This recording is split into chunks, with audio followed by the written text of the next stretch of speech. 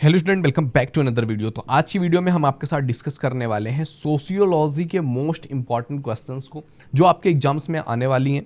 तो अगर आप बीए सेकंड सेमेस्टर में हैं तो ये वीडियो आपके लिए काफ़ी इंपॉर्टेंट होने वाली है। सोशियोलॉजी के मोस्ट इंपॉर्टेंट क्वेश्चंस हम आज इस वीडियो में डिस्कस करने वाले हैं। अगर आपको इसका पीडीएफ चाहिए तो आपको डिस्क्रिप्शन में टेलीग्राम का लिंक मिल जाएगा, आप उसे क्लिक करके ज्वाइन कर लीजिए, जहाँ पर मैं डेली आपके जो भी वीडियोज़ अपलोड करूँगा उसके पीडीएफ्स आपको वहाँ पर मिलते रहेंगे। तो चलिए आगे देते हैं। इससे पहले अगर आपने अभी तक इस चैनल को सब्सक्राइब नहीं किया तो प्लीज़ चैनल को सब्सक्राइब कर दीजिए एंड आने वाले वीडियोज़ का नोटिफिकेशन पाने के लिए बेल आइकन भी जरूर हिट कर दीजिए। अब आइए देखते हैं, आज हम कुछ क्वेश्चंस इस टाइप के करने वाले हैं जिसमें अगर आपके ऑप्शनल क्वेश्चंस भी पूछे जाते हैं ना तो भी वो चीज़ें कवर होने वाली हैं।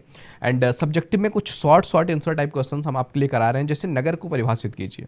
अब नगर की यहाँ पर दो परिभाषाएं हमने लिया है। सबसे पहला ये है कि जहाँ मुख्य व्यवसाय कृषि हो और गाँव जहाँ कृषि के अतिरिक्त अन्य व्यवसाय प्रचलित हो उसे शहर कहेंगे। मतलब कि नगर उसे कहेंगे जो मतलब जहाँ पे ज़्यादा व्यवसाय कृषि का हो उसे गांव कहेंगे, और जहाँ कृषि के अतिरिक्त अन्य व्यवसाय भी हो उसे शहर कहेंगे। दूसरा चीज़ है, नगर एक ऐसी संस्था है जहाँ तक अधिकतर निवासी कृषि कार्य के अतिरिक्त दूसरे कामों में ज़्यादा व्यस्त हों, उसे कहते हैं आपका नगर। पहली परिभाषा दिया हुआ है जो है किलकॉफ्स ने, और सेकंड परिभाषा दिया हुआ है वर्गल ने। कई बार पूछ लेता है कि ये परिभाषा किसकी है, तो ऑप्शंस भी आपको यहाँ पर दिख जाएंगे दो। ओके, सेकंड क्वेश्चन है आपका इसमें कि नगर की कोई चार विशेषताएं बताइए, कि नगर की चार विशेषताएं क्या है।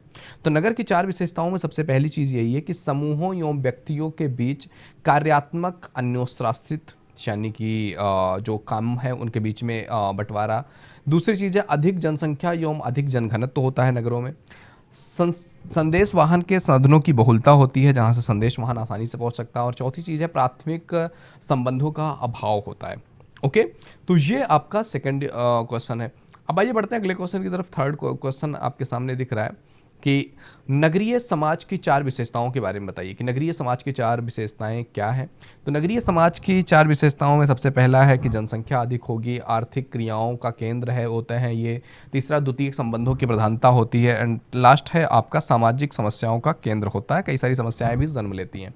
ओके, अब बात करते हैं क्वेश्चन नंबर 4 की, कि ग्रामीण और नगरीय समाज में चार चीज़ें अंतर बताइए। तो देखो, सबसे पहला अंतर यह है कि गांव की अर्थव्यवस्था का जो आधार होता है वो क्या होता है, कृषि होती है। गांव की जो भी चीज़ें हैं उसका आधार क्या होगा, कृषि होगी। लेकिन जबकि शहर की अर्थव्यवस्था का आधार उद्योग और कारखाने होते हैं। सेकंड थिंग क्या है कि गांव में जनसंख्या विरल होती है, दूर दूर होती है, जबकि नगरों में जनसंख्या क्या होती है, सघन होती है। तीसरी चीज़ है कि गाँव में पास पड़ोस का जो विशेष महत्व होता है, आस पड़ोस के लोगों का, जबकि नगर में आस पड़ोस का कोई विशेष महत्व ही नहीं होता है। जैसे कि अभी मैं बताऊं कि जैसे कि मैं अभी दिल्ली में हूँ और मैं गया हुआ था अपने गांव, और मैं वहाँ से रिटर्न आ रहा था। तो मैंने ये देखा कि यार मेरे रूम का जो दूसरा एक ताला लगा हुआ है, मैंने लिया था, वो ताले का मैं चाबी भी भूल गया हूँ। अब मैं क्या करूँ। अब मैं चाबी बनवाने जाऊँ तो सामान वगैरह कहाँ रख करके जाऊँगा, मैं आके घर पे पहुँच गया हूँ। मैंने देखा कि यार अब ताला क्या करना पड़ेगा, मुझे तोड़ना पड़ेगा। मैंने ईंट लिया वहाँ से ऊपर से रूफ से, एंड ईंट लेकर के मैं तोड़े जा रहा हूँ। लिटरली मैं आधे घंटे से 1 घंटे तक अपने घर का ताला तोड़ रहा हूँ, ज़ोर ज़ोर से तोड़ रहा हूँ, आवाज़ आ रही है, बट लिटरली एक भी इंसान ने आकर के, आसपास के लोग या मेरे नीचे फ्लैट पे रहने वाले लोग, किसी ने भी मतलब टच तक नहीं किया कि भाई क्या कर रहा है, कौन आकर के तोड़ रहा है। वही मैं कह रहा हूँ, कोई और भी अगर आकर के वो चीज़ें कर जाएगा तो किसी को कोई फ़र्क नहीं पड़ता है।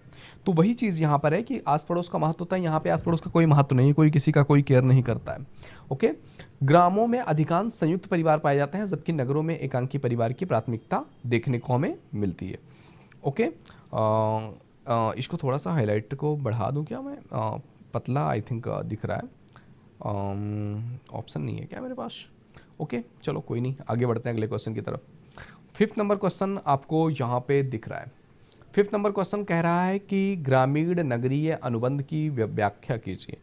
तो ग्रामीण नगरीय जो सातत्य एक आधुनिक प्रक्रिया है जो किसी भी ग्रामीण या नगरीय क्षेत्र में देखी जा सकती है। यह एक ऐसी घटना है जो अंशों में परिलक्षित होती है। वर्तमान समय में किसी भी घटना को न तो पूर्ण रूप से ग्रामीण कह सकते हैं कि ये घटना ग्रामीण है, और न कि पूर्ण रूप से नगरीय कह सकते हैं। समस्त ग्रामीण घटनाएं एक प्रक्रिया के रूप में कालांतर में नगरीय रूप में भी धारण कर सकती हैं। यानी कि आज के टाइम पीरियड में अगर आप देखोगे ना तो मैक्सिमम जगहों पर जो शहरों वाली सुविधाएं हैं अब धीरे धीरे गाँव तक भी पहुँच रही हैं। गाँव में भी अब ऐसा कुछ ज़्यादा फर्क नहीं रह गया है कि शहरों से बहुत ज़्यादा फर्क हो गाँव में। तो वो चीज़ों के बारे में बात किया गया। सिक्स क्वेश्चन क्या है कि ग्रामीण समुदाय से आप क्या समझते हैं। तो ग्रामीण या ग्राम जो समुदाय है, इसका तात्पर्य उस समुदाय से है जिसमें कृषि की मुख्य व्यवसाय हो, जनसंख्या का कम घनत्व हो, प्राथमिक समूहों की प्रधानता हो, औपचारिकता और कुछ सापेक्षिक सांस्कृतिक और सामाजिक समानताएं हो, उसको हम ग्रामीण समुदाय कह सकते हैं। ओके, अब आइए बात करते हैं नेक्स्ट क्वेश्चन, 7th नंबर का क्वेश्चन। ये कह रहा है आपसे ग्रामीण समुदाय या को परिभाषित कीजिए। तो ग्रामीण समुदाय के अंतर्गत संस्थाओं और ऐसे व्यक्तियों के संकलन होता है जो छोटे से केंद्र के चारों तरफ संगठित होते हैं और एक सामान्य हितों में भाग लेते हैं। ये मेरिल और एलरिज का अपना पॉइंट ऑफ व्यू है या उनका स्टेटमेंट है। तो ये काफ़ी इंपॉर्टेंट, कई बार एग्जाम में पूछ लेता है आपसे। 8 नंबर क्वेश्चन कह रहा है ग्रामीण समुदाय की 4 विशेषताएं। पहली चीज़ है ग्रामीण समुदाय का आधार जो होता है परिवार होता है। दूसरी चीज़ है कि परिवार प्रणाली सामूहिक होती है। तीसरा है खेती ही मुख्य व्यवसाय होता है। और चौथा सरल और सादा जीवन होता है। ओके, अब आइए बात करते हैं अगले क्वेश्चन की। अगला क्वेश्चन है आपके सामने 9th नंबर का क्वेश्चन।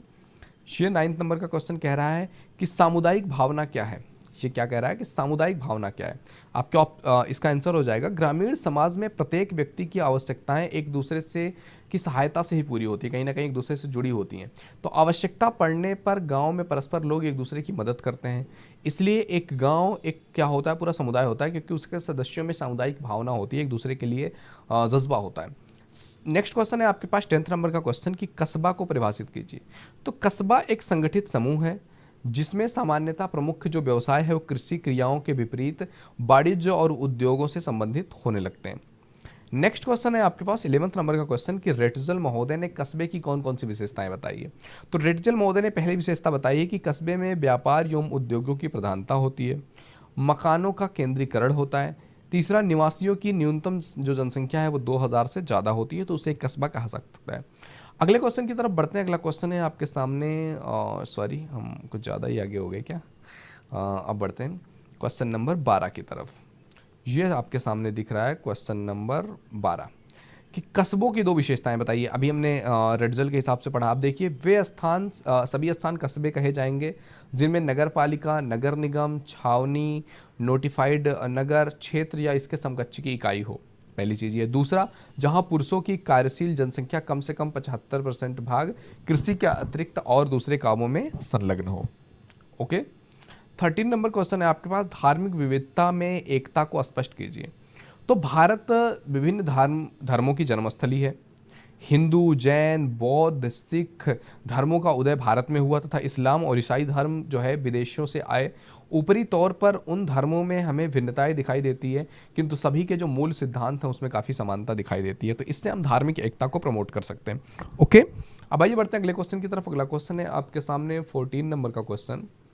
14 नंबर का क्वेश्चन आपसे कह रहा है कि भारतीय संस्कृति में विभिन्नता में एकता के संदर्भ में हर्बर्ट रिजले ने क्या कहा हुआ है। तो इन्होंने क्या विचार दिया हुआ है कि भारत में धर्म, रीति रिवाज, भाषा और सामाजिक और भौतिक विभिन्नताओं के होते हुए भी जीवन की एक विशेष एक रूपता कन्याकुमारी से लेकर के हिमालय तक देखने को मिल सकती है।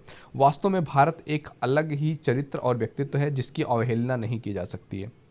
ओके, नेक्स्ट क्वेश्चन है आपके पास 15 नंबर का क्वेश्चन कि भारत की विविधता के बारे में CAM जोड़ ने क्या विचार दिया हुआ है। ओके, तो भारत की विविधता में एकता के संबंध में लिखा गया है कि जो भी कारण हो, विचारों तथा जातियों के अनेक तत्वों के समन्वय अनेकता में एकता उत्पन्न करने की भारतीयों की जो योग्यता और तत्परता ही मानव जाति के लिए भारत की विशिष्ट देन रही है। ओके, अब आइए बात करते हैं अगले क्वेश्चन की तरफ। अगला क्वेश्चन है आपके पास 16 नंबर का क्वेश्चन। ये कह रहा है आपसे 16 नंबर का क्वेश्चन कि भारतीय विद्या अभिगम क्या है। तो इसका आंसर हो जाएगा भारतीय विद्या अभिगम भारत के प्राचीन और पारंपरिक ग्रंथों का विश्लेषण कर भारतीय समाजशास्त्र को समझने का प्रयास है। ओके, 17 नंबर क्वेश्चन कह रहा है आपसे विशिष्ट अभिगम क्या होता है। तो भारतीय विद्या अभिगम भारत के जो प्राचीन और धर्म ग्रंथों को पढ़ने के लिए एक विशेष तरह के भारतीय समाज के निरूपण को समझ करके एक विशिष्ट दृष्टिकोण रखता है। इसी को विशिष्ट अधिगम कहते हैं। 18 नंबर का क्वेश्चन कह रहा है आपसे कि संरचनात्मक प्रकार्यात्मक अभिगम के आधारभूत जो मंतव्य हैं उसको बताइए। तो देखिए, इसमें अगर हम बात करें ना तो इसमें बात आ जाएगी आपके संरचनात्मक प्रकार बातों की हो जाएगी। संरचनात्मक प्रकार्यात्मक अभिगम जो है उसके आधारभूत मंतव्य निम्नांकित हैं। प्रकारवादी समाज को एक व्यवस्था मानते हैं। व्यवस्था के विभिन्न भाग परस्पर अंतः संबंधित और अंतः निर्भर होंगे। तीसरी चीज़ है व्यवस्था के सभी अंग समन्वयता या संतुलन और समायोजन में सहायता प्रदान करते हैं। या फिर अगला चीज़ है संरचना प्रत्येक कार्य से संबंधित होती है। तो ये चीज़ हम समझ सकते हैं संरचनात्मक प्रकार्यात्मक अभिगम से। अब आइए बात करते हैं 19 नंबर क्वेश्चन का। 19 नंबर क्वेश्चन कह रहा है आपसे कि दुर्खिम के अनुसार धर्म क्या है। तो दुर्खिम ने धर्म को लेकर के कुछ चीज़ें बताई, जिसमें पहली चीज़ है कि धार्मिक कृत्य आत्म अनुशासन को प्रोत्साहित दे करके व्यक्तियों को सामाजिक जीवन के लिए तैयार किया जाता है कि वो समाज में अपने आप से अपने अंदर वो चीज़ें डेवलप कर सकें कि यार मुझे अच्छी चीज़ें करनी है जिससे धार्मिक रूप से मैं बेटर हो सकूँ। दूसरा चीज़ है कि धार्मिक कृत्य व्यक्तियों को एक दूसरे के समीप लाते हैं और उनके संबंधों को मजबूत करने तथा पारस्परिक संश्लिष्टता को बढ़ाने में हेल्प करते हैं, बढ़ावा देते हैं। अगला क्वेश्चन है आपके पास, भारत क्या है।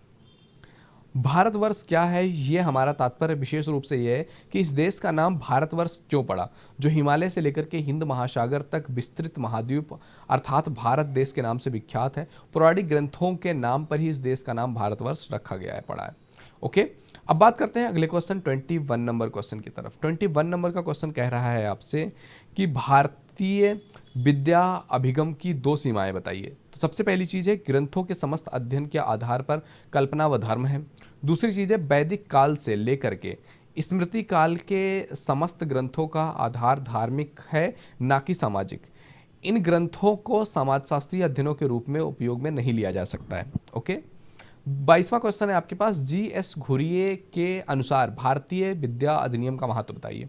तो जी.एस. घुरिये ने पहला महत्व बताया था कि भारतीय आर्य समूह के भाषाई संदर्भ में जनजाति और जाति के अंतः संबंध को खोजने का प्रयत्न किया जा सकता है।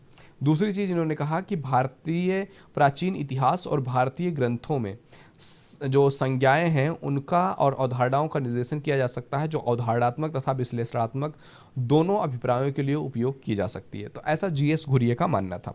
अब आइए बात करते हैं 23 नंबर क्वेश्चन का। तो 23 नंबर क्वेश्चन कह रहा है आपसे कि संविधान के 8वें अनुच्छेद में कितनी भाषाओं को मान्यता दी गई है। तो संविधान के 8वें अनुच्छेद में 18 भाषाओं को मान्यता दी गई है। अगला क्वेश्चन है 24 नंबर का क्वेश्चन कि राष्ट्रभाषा हिंदी पर संक्षेप में प्रकाश डालिए। तो हिंदी भाषा जो है इंडो आर्यन भाषा परिवार की एक प्रमुख भाषा है, जिसकी लिपि जो है वो देवनागरी है और इसको बोलने वाले लोग 33.72 करोड़ लोग अर्थात कुल जनसंख्या के 39.85% लोग हिंदी बोलते हैं। इसीलिए हिंदी को राष्ट्रभाषा के रूप में कंसीडर किया जाता है। अब बात करते हैं 25 नंबर क्वेश्चन का। 25 नंबर क्वेश्चन कह रहा है आपसे किस अनुच्छेद के तहत हिंदी को राजभाषा का दर्जा दिया गया है। तो हिंदी को राजभाषा का दर्जा दिया गया है अनुच्छेद 243 वन के तहत। ओके, तो आज की वीडियो में हम 25 नंबर क्वेश्चन तक ही कवर करते हैं। बाकी के 26 नंबर क्वेश्चन से आगे क्वेश्चन हम कवर करने वाले हैं अगले वीडियो में। ओके, टोटल हम 101 क्वेश्चन कवर करने वाले हैं, यानी कि 1 क्वेश्चन तो एक्स्ट्रा है, बाकी 100 हम कवर करने वाले हैं। तो 25 करके आगे वीडियोज़ में आपको मिलने वाली हैं। तो वीडियो अगर पसंद आए तो लाइक जरूर कीजिए। पहली बार इस चैनल पर आए हैं तो please visit the channel. If you think it is valuable तो आप सब्सक्राइब कर सकते हैं एंड आने वाली वीडियोज़ को आपको नोटिफिकेशन मिलता रहे, इसके लिए चैनल को सब्सक्राइब करके बेल आइकन जरूर हिट कर लीजिएगा। ओके मेरे दोस्त, तो मिलते हैं आपसे अगले वीडियो में, तब तक के लिए जय हिंद, जय भारत।